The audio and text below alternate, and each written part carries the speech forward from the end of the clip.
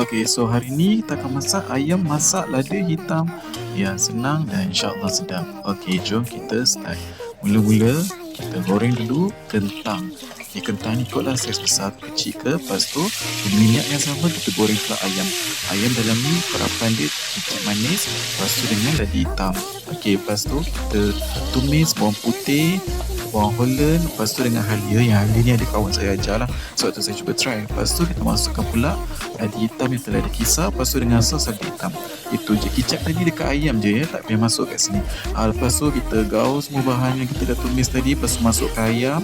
Mana video ayam ni, tapi tak apa, ni memang bergerak sikit lah kerja dia nak kena gaul tadi tu. Lepas tu kita masukkan pula air dengan tepung jagung untuk bagi kuah dia pekat sikit. Lepas tu kita gaul sepati.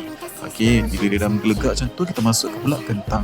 Kentang tu bila dah masak tadi tu, dia dah empuk, jadi tak payah masak-masak lama sangat lah dekat stage ni ya. Okey, kacau-kacau. Lepas tu kita season dengan stok ayam. Okey, lepas tu kita kacau bagi sepati. Lepas tu masukkan apa pula ni.